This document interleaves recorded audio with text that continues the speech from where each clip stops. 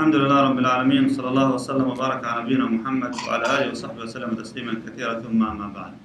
How many of you would like to travel alone, Jama'ah? Anyone would like to travel alone? Just lonely drive by yourself, no one with you? No kids? No. Nobody? No, I'm saying, no, hold on a second. When I say traveling alone, that doesn't mean travel on a jet that has 400 passengers with you. No, I'm talking about you driving alone. From here, let's say you're going to, whatever, San Antonio, for example, going all the way to El Paso, 12 hours.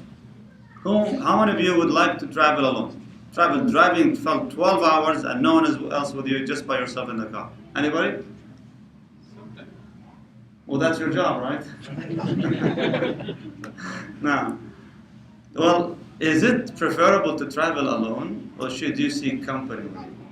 And if you seek company with you, what type of company? How many is considered company? And if you go as company, what should you do? What the arrangement should be among the crowd when they travel together? Imam al-Nawawi rahimahullah ta'ala يقول في كتاب آداب السفر, the book of etiquette of traveling, قال باب استحباب طلب الرفقة وتأميرهم على أنفسهم واحدا يطيعونه. He said this is a chapter that does have the desirability of undertaking a journey in a group and appointing a leader so you can be followed. ثم أورد حديث ابن عمر رضي الله عنهما قال قال رسول الله صلى الله عليه وسلم لو أن الناس يعلمون من الوحدة ما أعلم ما سار راكب بليل وحده. رواه البخاري. In this hadith, Abdullah bin Umar narrated the Messenger of Allah sallallahu alaihi wasallam said, if the people were aware of what I know about the dangers of traveling alone, no rider would travel alone at night. Rawah al-Bukhari. What could be dangerous to Jama'ah to travel alone, specifically at night? Sleep. Huh? Sleep. Getting too sleepy, and then perhaps maybe no one would wake you up, and may Allah protect you, would have get into an accident. What else? Robbery, get robbed, highway, people stop you. What else? What could be dangerous to Jama'ah? What if you get stranded in the middle of the way? You ran out of gas, perhaps, or maybe the car, something happened to it in the middle of nowhere. It's also dangerous, specifically if you stop in a territory unfriendly, for example.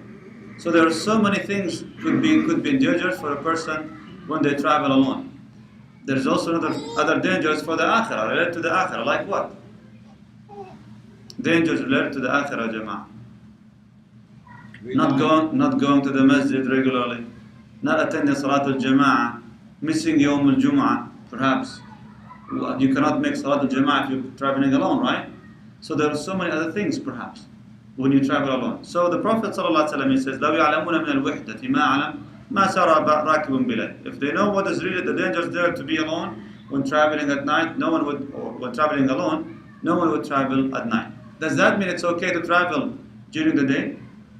Traveling alone during the day? It seems from this hadith, the Prophet ﷺ says, مَا سَارَ رَاكِبٌ بِلَيْلٍ وَحْدًا. No one would travel alone at night. That means during the day, it's still safe. Still, the hadith generally speaking about the dangers of being alone when you travel on your own. But if you're going to be traveling by plane and you will have, just like I said, 300 people, 400 people, maybe 100 people with you, that doesn't necessarily mean that you're alone. But being alone is when you just go on your own into the field or basically on the road. That's what it means. Some people, it's a lifestyle for them. That's their job. Like truck drivers, for example. That's why they recommend for truck drivers to travel together. And in two per truck, so that they help each other, they assist each other, and at least they bring some sort of, and a kind of companionship on the road. It's very important. We are social beings, and we need that. But if you're gonna need companionship on the road, what is the minimum that counts as companionship? قال النبي صلى الله عليه وسلم في حديث عمرو بن شعيب عن أبيه عن جده قال صلى الله عليه وسلم الراكب شيطان. ليش يا أبو خالد اليوم؟ طيب. قال صلى الله عليه وسلم الراكب شيطان والراكبان شيطانان والثلاثة ركب. He said صلى الله عليه وسلم, a single rider is accompanied with the shaitan. Two riders are accompanied with two shaitans. But three riders form a group. الحديث رواه أبو داود والترمذي والنسائي. What does that exactly mean? When you travel alone, doesn't it become easy for you to make things that you usually don't do when you are around people that you know recognize? Of course. When you travel alone, you find it easier for you to maybe commit a few things and you practice things out of character. Let's put it this way. You do things out of character because who knows? I mean, who's going to recognize you? No one is seeing you. You're just by yourself. So in this case, you might do these things. And the shaitan is clever. He's going to take advantage of that situation, and the whispers of the shaitan will intensify. The whispers of the shaitan will intensify during that time.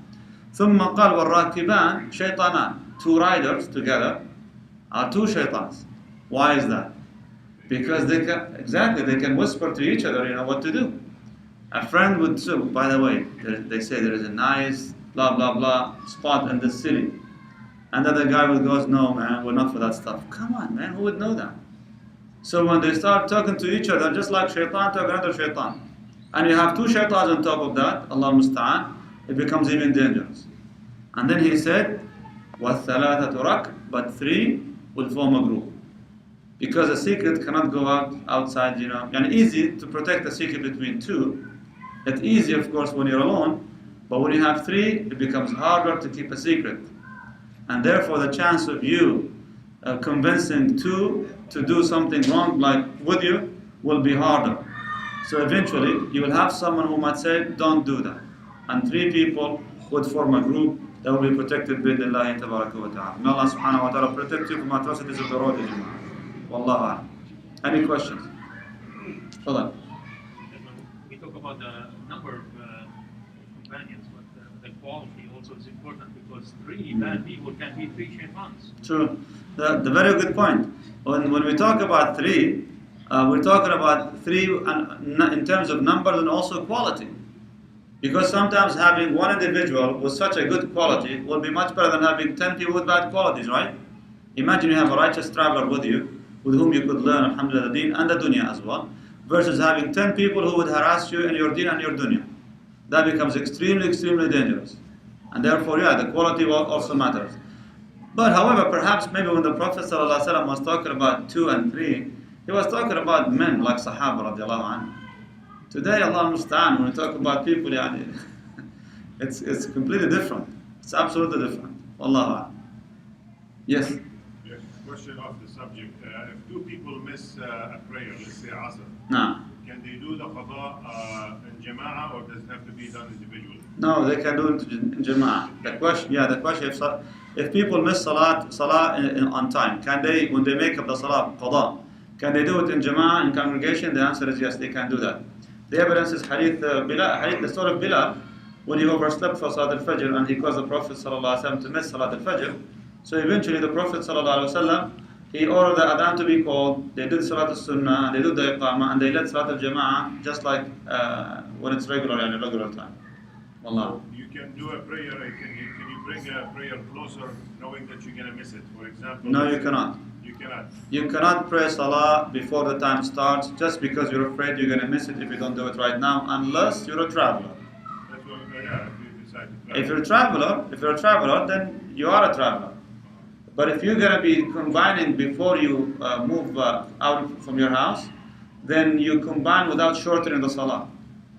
Okay. You combine, but don't shorten the Salah. Wallah. That's before you leave the house. That's before you leave the house. But once you leave and you go out of the city, basically, city limits, then you can make your qasr, inshallah. Inshallah. Another question. No. Salat al-Jum'ah is Salat al-Jum'ah. Let's say after Salat al-Jum'ah, right away you're leaving to travel. What do you do? Do you do Jam'ah ma'ah with Asr, or? I don't do that.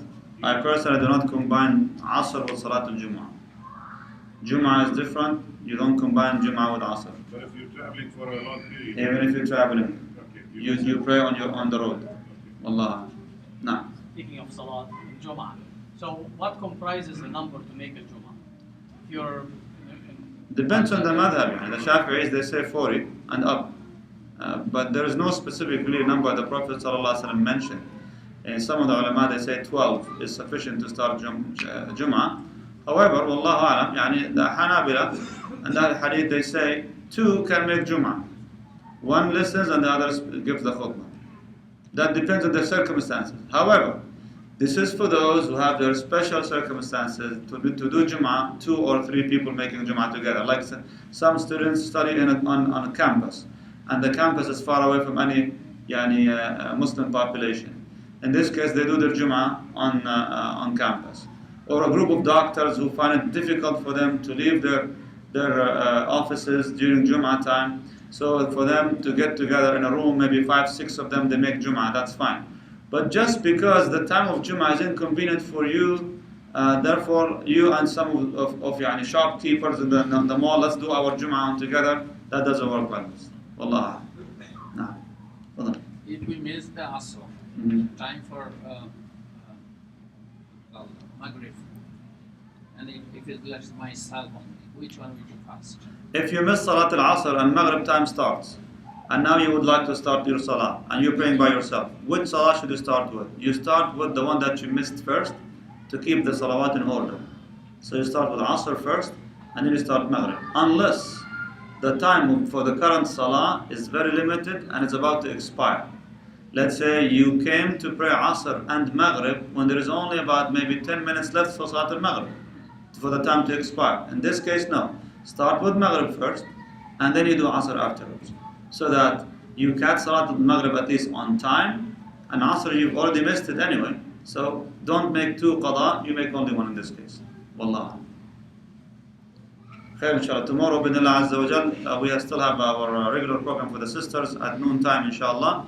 And for the families and the brothers, we're starting our halaqah, starting tomorrow after Salat al-Isha, binillah azza wa jal. Our discussion will be studying the book of Imam Ibn Qudamah, rahimahullah, Mukhtasar Minhaj al-Qasidin, in the akhlaq and the manners of the believers. Allah.